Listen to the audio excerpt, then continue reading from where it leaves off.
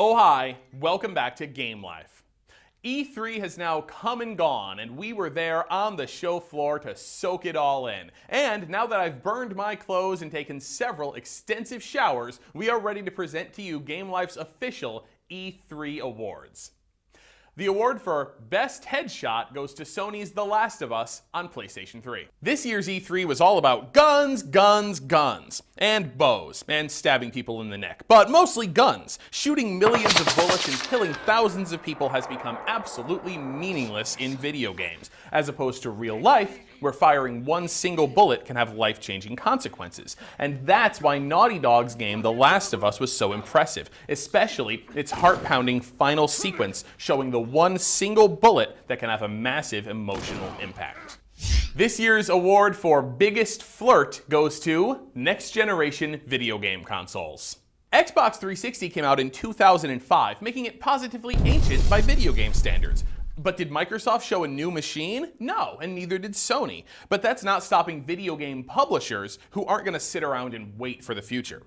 4 different publishers showed off next-generation tech aimed at Nebula's upcoming platforms. Epic showed Unreal Engine 4, LucasArts showed Star Wars 1313, Ubisoft had a game called Watch Dogs, and Square Enix showed off the next generation of Final Fantasy. The message was clear. If hardware makers don't show off new machines, publishers will do it for them. Next, the You So Crazy award goes to Nintendo's Wii U. Nintendo's new console with its tablet-based controller was the talk of the show, although a lot of that talk was about how Nintendo might finally have gone off the deep end. All of the Wii U's games are built around what the company calls asymmetric gameplay, multiplayer gameplay where everybody does something totally different. Wii U is unique, but E3 attendees were kind of confused as to whether or not they actually need one.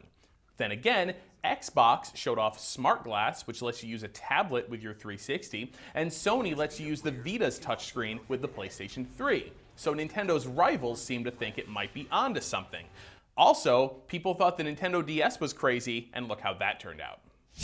Now, before we get to the big winner of E3, let's take a look at E3's biggest loser, the PlayStation Vita. With incredibly sluggish hardware sales and minimal software, Sony needed some big megaton announcements to assure people that the PlayStation Vita actually has a future. What we got was a tiny handful of games, and the biggest one, Assassin's Creed Liberation, looks really good, but it's being sent to die. It's launching on the same day as Assassin's Creed 3. Which Assassin's Creed game are you going to buy? Exactly. Call of Duty's coming out for Vita this year, but as of now, it's just a logo.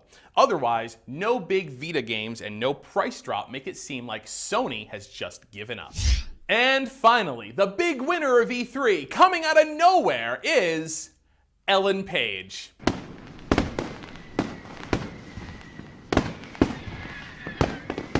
You heard me right. The Juno actress made the biggest splash of E3 since she is starring in Beyond Two Souls, the next game from Heavy Rain creator David Cage.